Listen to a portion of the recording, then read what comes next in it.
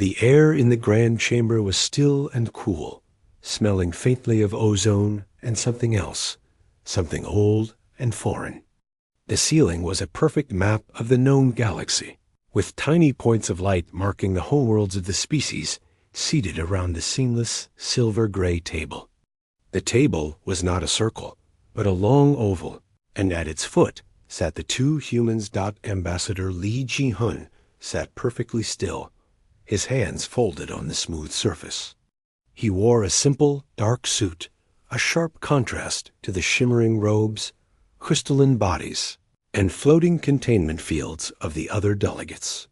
Next to him, his aide, Kim So-min, watched her data slate, her expression calm but focused.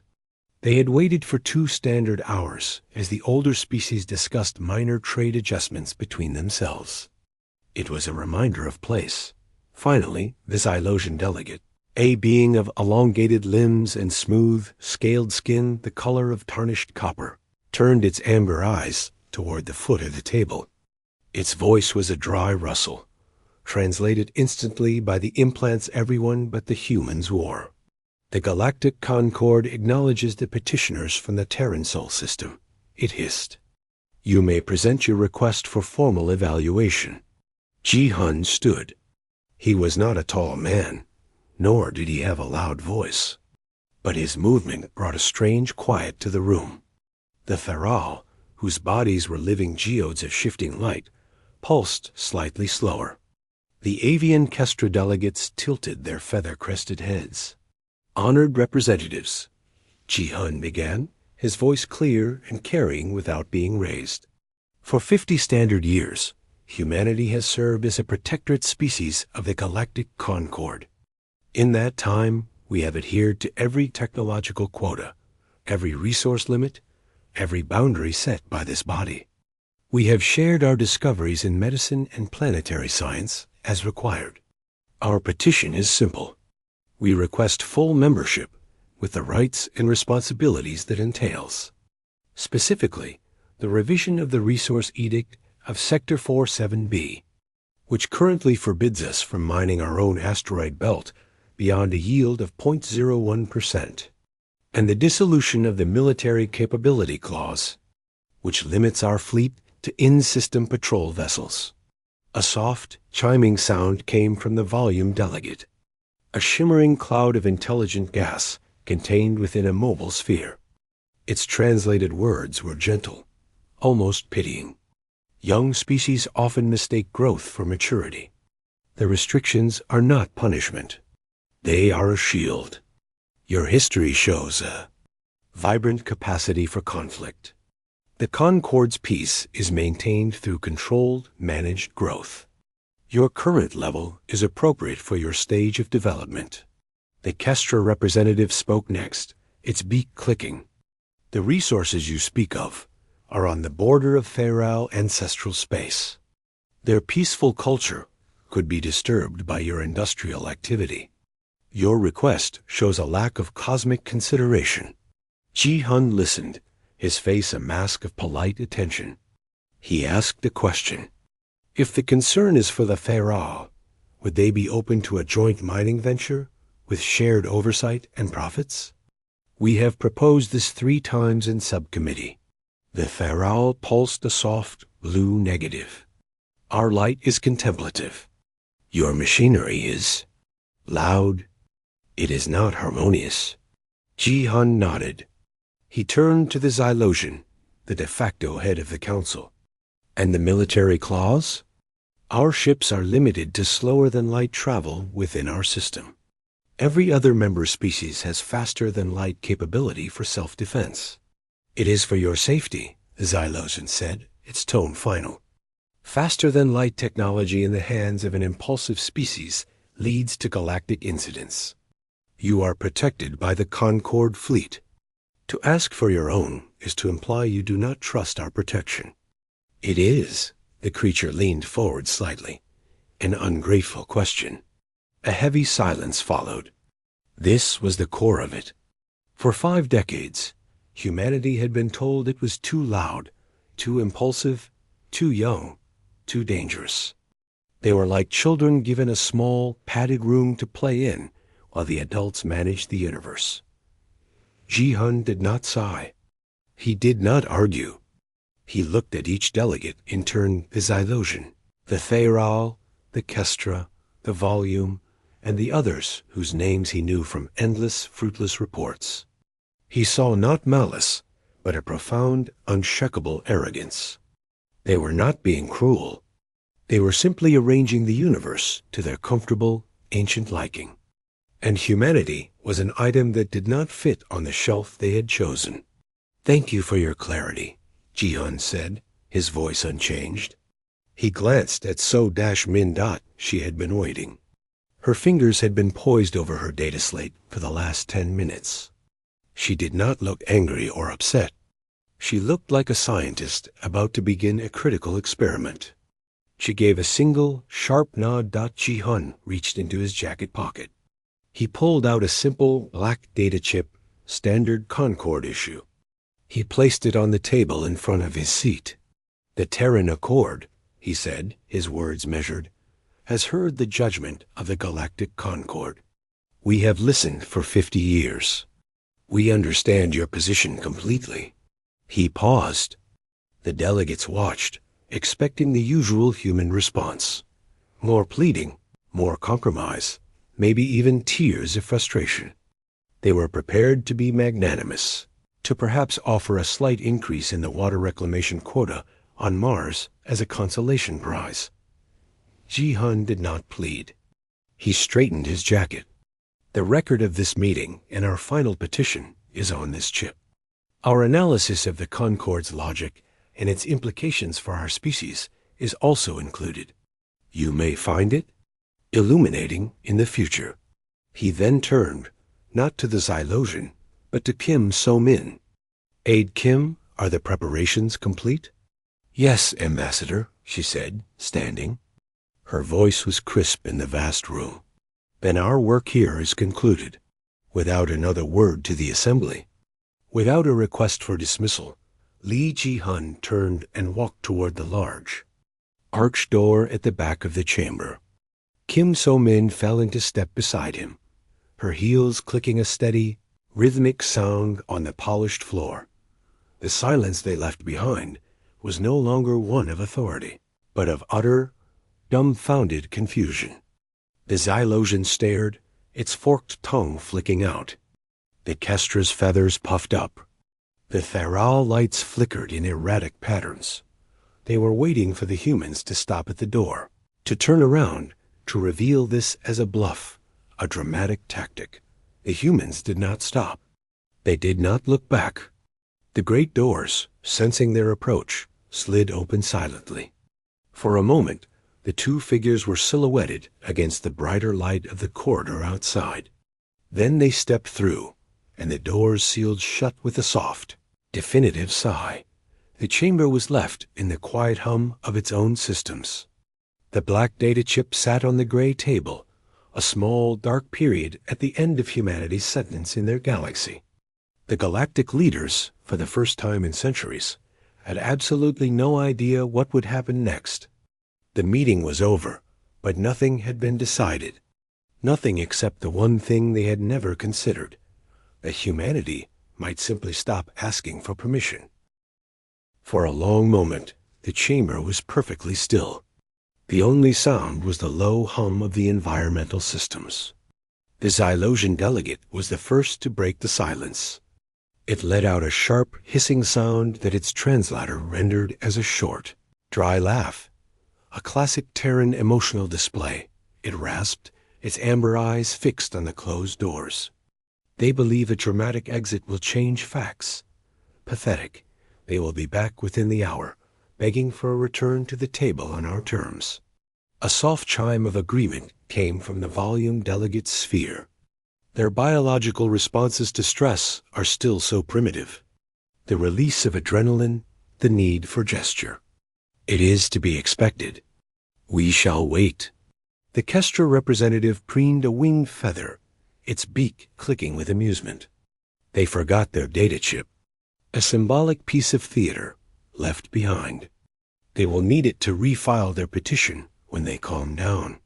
The mood in the room was one of relaxed, patronizing confidence. The humans had played their little part in the galaxy's oldest story, the young, hot-headed race testing the boundaries before learning their place. The Thayral pulsed gentle, soothing patterns of rose and blue light, a visual lullaby meant for no one but themselves. The other delegates began murmuring amongst themselves, discussing the next, more important agenda item: trade quotas in the Lyrian Nebula. Only the Gel, a species of silent, moss-like philosophers who observed more than they spoke, seemed uneasy. One of them, a cluster of deep green fronds, extended a delicate sensor tendril towards the empty human seats. It quivered slightly. At the foot of the table, the black data chip suddenly glowed with a soft blue light. A holographic projection, not from the chip, but from the main chamber display, flickered to life without any command from the Concord officials. The Lyrian Nebula trade charts vanished. In their place was a live, crystal-clear feed. It was marked with coordinates everyone recognized: the Sol system, the outer edge beyond Pluto. The view was from a Concord monitoring probe, one of thousands placed to watch protectorate species. The image showed the dark, cold rock of Pluto, a small, lonely sentinel. But next to it, where there should have been nothing but empty space, was a structure. It was colossal, a ring easily 200 kilometers across, made of a dull, grayish metal that seemed to drink in the faint starlight. It was not graceful or beautiful. It was blocky, functional, and utterly, undeniably real. "What is that?" The Kestra's voice was a sharp squawk. The Xylosian leaned forward, its scales tightening. "Monitoring. Identify that object. Is it an illusion? A Terran trick?" Before the chamber's AI could respond, the structure began to change. Along the inner rim of the ring, a series of massive, rectangular panels snapped open like the petals of a brutal mechanical flower. From within, a deep azure light began to glow, building in intensity. It was not the warm light of a star, nor the green pulse of Concord drives. It was a cold, electric blue that seemed to vibrate through the screen. On the shuttle carrying Lee Ji-hun and Kim So-min away from Concord Station, there was no panic, only focused activity. The shuttle was a standard Concord-issued diplomatic vessel, slow and unarmed. Or so it was registered. So Dash-min was at the pilot's console, her fingers flying over a keypad that had unfolded from beneath the standard controls. Lines of code, human code, scrolled on a separate screen. "They've taken the bait," she said, her voice cool. "The probe feed is active. They're watching." Jin-hun, strapped into a seat behind her, looked not at the Concord station shrinking behind them, but at a small, private view screen. It showed the same feed the galactic leaders were seeing. "Good. Initiate the Bifrost sequence. Minimal power. Let's give them a show." Back in the chamber, energy readings were spiking across every sensor overlay that flashed onto the display. The numbers were incomprehensible. They were not just beyond human capability. They were beyond most of the Concord's capability. The power required to generate that field was on the scale of a small star. "This is impossible." The volume chimed, its gaseous form swirling violently in its sphere. "These readings are erroneous. The humans have hacked the probe." As if in answer, the view on the screen shifted. A new window opened beside the live feed. It showed archival footage, time-stamped from 2 standard years earlier. The quality was rough, clearly from a ship's internal camera. The view was of a different patch of space, a void so empty the background galaxies were mere smudges. And there, in that nothingness, was a smaller but identical azure ring. A human vessel, sleek and angular, unlike any design in Concord records, slid out of the ring's center. The ring collapsed behind it. The ship hung in the dark for a moment, its engines flaring with a familiar cold blue light. Before it jumped away into a faster-than-light streak, it was definitely not Concorde-approved technology. The footage repeated. Another ring. Another ship. Another location. These coordinates placing it far beyond the Concorde's map spiral arm. In the intergalactic void, the chamber was no longer amused. A cold, sickly terror began to seep into the room, replacing the warm air of superiority. The Xylosian was on its feet, its long fingers gripping the edge of the table. This is treachery. They have violated 100 treaties. They have hidden research. They have built a secret fleet. On the shuttle, So-Min smiled a thin, hard smile. They're realizing it now. The scale of it. She opened a comm channel. Architect Park? The stage is yours. The main display in the Concorde chamber changed again. The live feed and the archival footage shrank to the corners. Dominating the screen now was a human face. It was a man with calm, tired eyes and short, graying hair. He wore simple gray overalls and stood in what looked like a clean, bright engineering bay. Behind him, schematics of the giant ring floated in the air. "Greetings, Galactic Concorde," the man said. His voice was quiet, with a slight rasp. "My name is Park Day 1. I am the lead engineer for Project Bifrost. You are looking at a quantum-folded transit gate." He spoke as if giving a lecture to students. He explained the basic principle, not with complex mathematics, but with simple, devastating metaphors. He talked about folding space like paper, about using quantum vibrations to create a temporary tunnel. He called it a road. "You see," Park Day 1 continued, his tone almost apologetic, "your laws limited our speed. They said we could not have fast ships. So we did not make faster ships. We made doors. You limited where our ships could go. So we made doors to places you do not watch. You limited how much we could build. So we built these doors, and we built the factories to build them, in the quiet, empty places between your stars." With each sentence, the horror in the chamber deepened. This was not a weapon demonstration. It was something worse. It was a statement of utter, total independence. Humanity hadn't been trying to beat the Concorde's rules. They had quietly, patiently, built an entirely new game board in a different room. The final blow came from Park Day 1's last, simple statement. He looked directly into the camera, his eyes meeting those of every stunned delegate. "The gate you see activating at Pluto is Gate 1. It is the public entrance. We have 17 others. The network is already complete.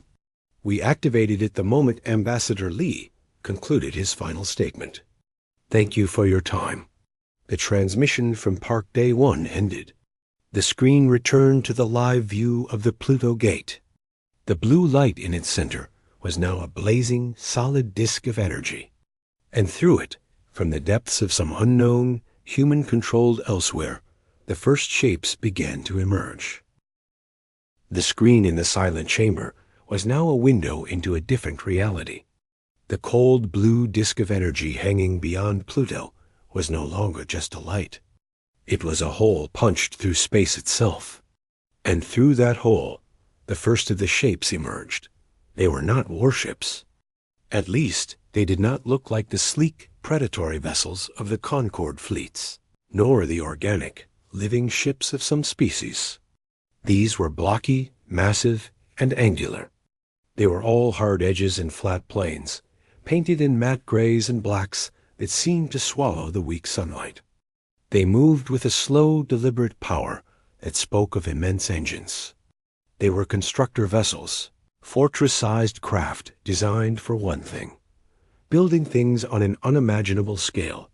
One by one, they slid out of the blue disk. 5, 10, 20. Each one was larger than the biggest Concorde civilian freighter. Their sides were covered in docking ports, gantries, and the barrels of heavy industrial lasers. Sensor readings scrolled beside the image on the screen, reporting data that made the volume delegate's containment sphere tremble. Their mass was staggering. Their energy signatures were clean and potent, using reactor designs the Concorde had classified as theoretical hazardous. What are they doing? The Kestra representative shrieked, its feathers standing straight out. This is an invasion. They are bringing siege craft to our doorstep. But the ships did not turn toward the inner solar system, towards Earth or Mars. They did not move toward Concorde space at all. In perfect silent formation, they turned and began moving in the opposite direction. They headed for the Kuiper Belt, the cloud of icy rocks and dwarf planets at the very edge of the system. The feed split, tracking them. A new window opened on the main display. This one showed a different location.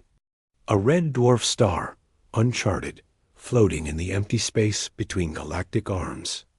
Around it, visible only because the image was enhanced, were the faint, ghostly outlines of structures. Orbital platforms. Dyson swarms of energy collectors.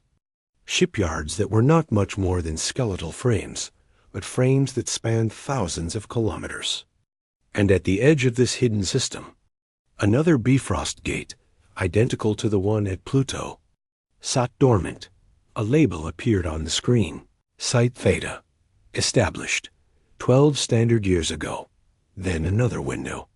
A gas giant in another unnamed system. Floating cities, like intricate glass snowflakes, hung in its upper atmosphere. Another window. A barren, metal-rich world. Its surface covered in geometric patterns of mines and processing plants that worked with no lights. Under a cloak of perfect radio silence. Site Iota, Site Kappa, Site Lambda. Each one was a fully operational, hidden human colony or industrial base. Each one was connected by the ghostly lines of Bifrost gates. The map that began to overlay the star charts was not a map of exploration. It was a map of a finished secret empire, a network, a web that humanity had spun in the dark, silent corners of the galaxy while the Concorde patted them on the head and talked. About quotas, the Xylosian delegate was making a low, continuous hiss, a sound of pure, uncomprehending rage. They have colonized without approval. They have established sovereign territory in unallocated space. This is the greatest crime in Concorde law. The moss-like gel, who had been so still, finally communicated. A soft, whispering voice filled the chamber, translated from the subtle rustling of their fronds. The crime is that they did not need to tell us. They do not recognize the law. They have moved beyond its reach. On the screen, the constructor vessels had reached the Kuiper Belt. They did not slow to survey. They simply began to work. With terrifying efficiency, industrial lasers, powerful enough to slice moons, carved into the frozen planetoids. Swarms of smaller drones, like metallic insects, poured from the bellies of the giant ships, gathering the raw material and feeding it into shimmering furnaces that glowed on the ship's sides. What they were building was not immediately clear, but the speed was breathtaking. In minutes, they had processed more material than humanity's official Concorde-monitored mines were allowed to process in a year. A new face appeared on the communications panel. This was a woman with sharp eyes and hair tied back in a severe bun. She wore the uniform of the Terran Strategic Command, a uniform the Concorde had never seen. Her name appeared, Commander Kong Hai Jin. Galactic Concorde, she said. Her voice was flat, devoid of the polite tones used by Ambassador Jian. This was the voice of a soldier giving a briefing. You are observing Operation Homeward. You have expressed repeatedly that human activity within your defined space is disruptive. You have also made it clear that you consider human protection to be your responsibility. Therefore, we are relieving you of that burden. As she spoke, the view changed again. It showed Earth, Luna, Mars, the orbital habitats around Jupiter. On every human world and station, the same thing was happening. Thousands, millions of ships were lifting off. They were not warships. They were colony arcs, passenger liners, cargo haulers packed to the seams. A great exodus, flowing upwards from planets and out of space docks like reverse rain. Rising to meet in orderly constellations in high orbit, the Terran Accord, Commander Kong continued, is exercising its right to voluntary relocation. All human citizens are being evacuated from Concord-patrolled space. All human assets, with the exception of planetary real estate, are being removed. We are leaving your jurisdiction. We are leaving your protection.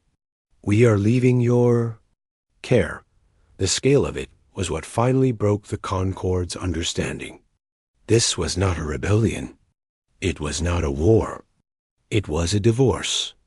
A total, meticulous, and peaceful withdrawal. They were not taking the planets. They were abandoning them. They were taking their people, their technology, their culture, and simply going away. The Thayral pulsed in frantic, discordant colors. But your homeworlds, your cradle, you cannot. The chaos, the loss of history. A final window opened. It showed the interior of a vast ark ship. Rows of people sat in comfortable seats, looking out viewports. Children, their eyes wide, pressed their hands against the glass, watching their birth world shrink below. There were no tears of panic. There was a solemn, determined calm. They had known. They had all been prepared for this. An old woman, her face lined with years, looked directly at the camera filming her. She smiled a small, sad smile and nodded, as if saying goodbye to an old friend who had become a stranger. Commander Kong's face returned. Do not interfere with the evacuation. Do not approach our gates. Any attempt to obstruct Operation Homeward will be viewed as an act of aggression. And you have seen, she said, her eyes as hard as flint, that we are no longer limited to in-system patrol vessels. The Bifrost network is now active. Our fleet is now deployed. It stands watch in the quiet places. We wish you no harm. We simply wish to be left alone. The transmission ended. The chamber was left with a horrific, undeniable proof on the screens. The secret gates, the hidden colonies, the mighty constructor ships building, something in their own backyard, and the endless streams of human ships, a river of people and possessions, flowing silently toward the blue hole at the edge of the system and disappearing into it. One after another, the leaders of the galaxy watched. Not an invasion, but a retreat of such total, final scale that it felt like the universe itself was shrinking around them. They had wanted to contain humanity. Now, humanity was containing itself and locking them out. The silence in the chamber was not peaceful. It was a heavy, choking thing, like thick smoke. For several long minutes, the leaders of the galaxy could do nothing but stare at the multiple feeds on the screen. The images were a brutal, rotating display of their own failure. The Bifrost Gate, shining like a cold blue eye. The endless stream of human ships, a silent procession of ants, leaving a hill they had decided was no longer home. The hidden colonies, the secret shipyards, a fully formed civilization that had grown in the shadows they themselves had cast. Finally, the Xylosian delegate slammed a bony fist on the table. The sound was like a dry branch snapping. This is an act of war, a deception on a galactic scale. We must mobilize the fleet. We must secure that gate before they remove everything of value. The volume chimed, its form swirling in agitated patterns. And do what, exactly? The gate is a physics phenomenon we do not understand. Their constructor ships are armed with industrial tools that could slice our battleships in half. And Commander Kong stated their fleet is deployed. Where? We cannot see it. They are in the void between stars, between galaxies. We would be shooting at ghosts. Panic began to set in, cold and rational. The Kestra squawked about the economic collapse. Humanity, though restricted, had been a part of the Concord's economy. They provided unique medicines, certain alloys, and cultural data that was popular. Their sudden total withdrawal would leave holes. Supply chains would break. Markets would tremble. The Theral pulsed a sickly yellow. Their planets, Earth, Mars, they are just leaving them? The ecological damage of such a rapid abandonment. The loss of their biosphere records. It is a tragedy. It was the gel who whispered the terrifying truth. Their rustling voice was so soft, everyone had to strain to hear it. You misunderstand. The tragedy is not for them. It is for us. They are not running from a disaster. They are closing a door. They are finished here. The main display changed again, cutting off the live feeds. A simple text-based document appeared. At the top, it read, "The Doctrine of Peaceful Neglect, a statement of intent from the Terran Accord." The Xylosian hissed. More of their words. Read it, the gel whispered. They read. The document was not long. It was written in clear, precise galactic standard. It was not angry. It was not pleading. It was a set of facts, as dry as a technical manual. It stated that after 50 years of observation, the Terran Accord had concluded that the Galactic Concord's primary interest was not in fostering growth, but in maintaining a stable, controllable status quo. Humanity, by its nature, was driven to grow, explore, and change. Therefore, the two systems were incompatible. Since the Concord would not change, humanity would remove itself from the equation. The doctrine had three simple principles. 1. Humanity would make no further claim on any resource, world or space under Concord jurisdiction. 2. Humanity would not interfere, in any way, with Concord species or their affairs. 3. Humanity expected the same in return. It was the final line that caused the heir to leave the room. In leaving, we grant you the exact future you have always sought for us. A quiet corner, no trouble, and no surprises. You have your stable galaxy. We will tend our own garden elsewhere. Do not attempt to find it. The horror crystallized. This was not a military defeat. It was a philosophical one. They had spent decades treating humanity like a dangerous, noisy child, insisting the child stay in a small, padded room for its own good and the peace of the house. And now the child had, without fuss or argument, built a completely new house outside, taken all its toys, and left, locking the door behind it. The quiet in the original house was now absolute, and it was the quiet of a grave. They are punishing us with our own success. The volume chimed, a tone of dawning despair in its translated voice. Our philosophy has produced the ultimate peace. A peace without them. Alarms began to sound on the chamber's tactical displays. Not battle alarms, but traffic alarms. The scale of the human exodus was causing gravitational ripples and subspace disturbances. The paths of the human ships were creating no-go zones for Concord traffic. Their mere leaving was disrupting the orderly flow of the galaxy. A new face appeared on the comms panel. It was a man with a strong jaw and graying temples, his expression one of grim resolve. His tag read Commander Choi Min-soo. He stood on the bridge of a ship. Behind him, the viewport did not show stars, but the strange, swirling non-colors of hyperspace, but a different hue than Concord drives produced. Concord leadership, Choi Min-soo said. This is a final advisory.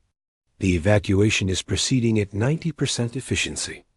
The Bifrost Gate is a high-energy junction. For your own safety, You are to keep all military and civilian vessels at a distance of 1 million kilometers. Any approach will be interpreted as a hostile act. Our perimeter fleet is authorized to respond. Perimeter fleet? The Xylosian spat. Show us this phantom fleet. As if waiting for the cue, the view on the screen shifted to a camera on the hull of a Concorde observation probe near the gate. It panned away from the bright blue disk and the stream of ships. It pointed out into the deep black dot at first. There was nothing. Then, one by one, points of cold blue light winked into existence. Not the warm yellow of star drives, but that same eerie, electric blue. They were not close. They were far out, forming a vast, loose sphere around the entire outer solar system. As the camera zoomed in, the shapes resolved. They were warships, sleek, angular, and menacing. They shared the same brutal, functional design language as the constructor vessels. Some were small and sharp like knives. Others were large, with bulging sections that could only be weapon mounts of an unknown type. They hung in the darkness, silent and unmoving, a perfect, unbreakable picket line. They had been there the whole time, hidden by some technology, or simply sitting in the perfect black, powered down. Waiting. Commander Choi's voice was calm. You see, this is not a negotiation. It is a notification. You wanted us to be quiet and stay in our corner. We are going to be so quiet you will never hear us again. And we are taking our corner with us. The doctrine of peaceful neglect is now in effect. Do not test it. The transmission ended. The leaders were left staring at the human warships, visible now, only because humanity had chosen to let them be seen. The message was clear. We could have always done this. We chose not to, until you left us no other choice. The terror was no longer about attack. It was about ignorance. For centuries, the Concorde had mapped everything, known everything, controlled everything within its borders. Now, a significant part of the galaxy of vibrant, intelligent, terrifyingly innovative part had just stepped off their maps and into a blank space, labeled "Here be humans," and they had politely asked not to be followed. The blue disk of the Bifrost Gate shimmered like a terrible, beautiful jewel. The last of the human ships, a massive arc vessel that had once been a luxury liner repurposed for this final journey, slid into its center. For a moment, it was silhouetted against the light. Then it was gone, swallowed by the cold blue. The stream of humanity had ended. The river had run dry. In the grand chamber, the leaders watched the empty space where the gate hung. The constructor ships in the Kuiper Belt had finished their work. They had not built a weapon or a fortress. They had built another gate.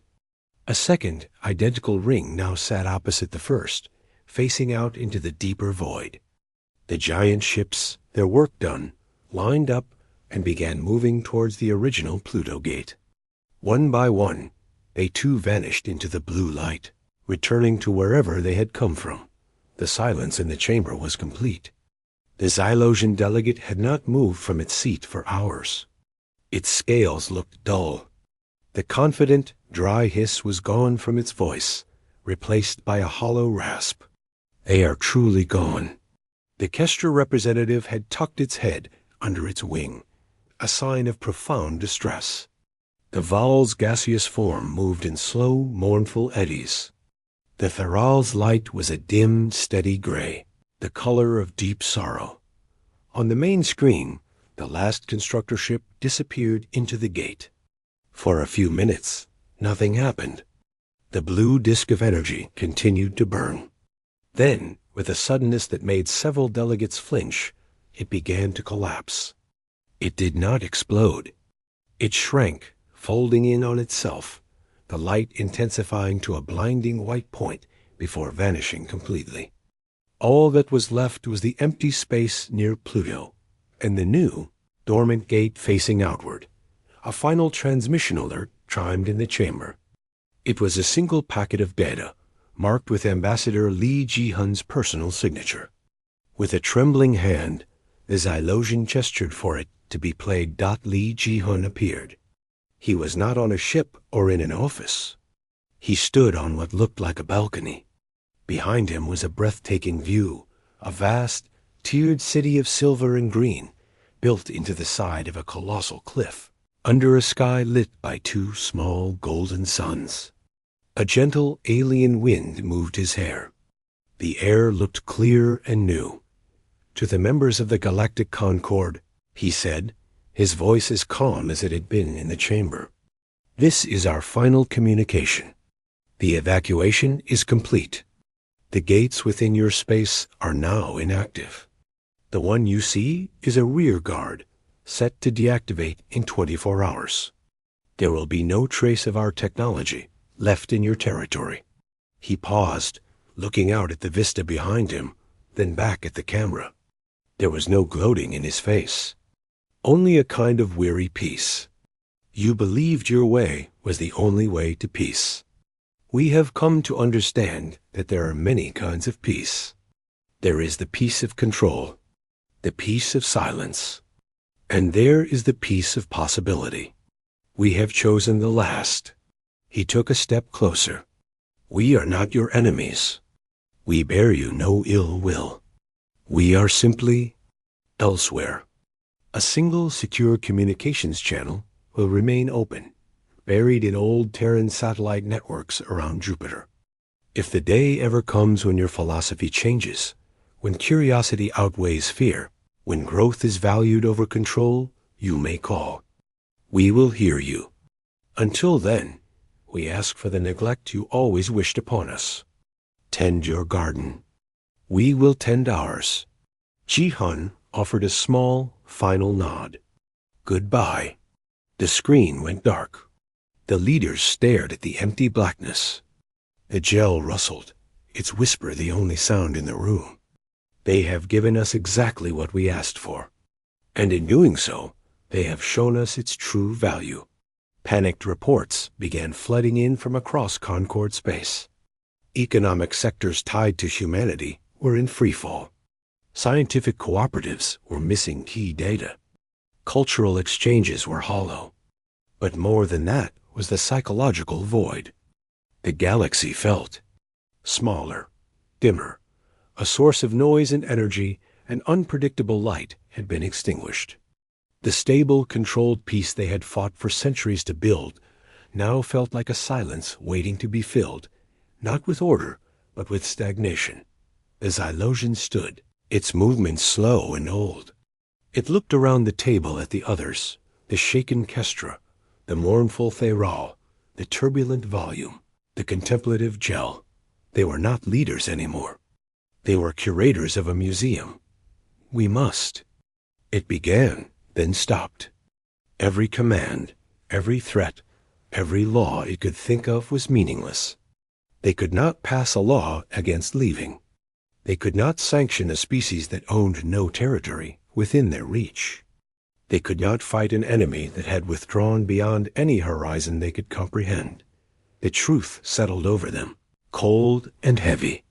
Humanity had not lost. They had not even won in a traditional sense. They had simply changed the game so completely that the Concord was no longer a player.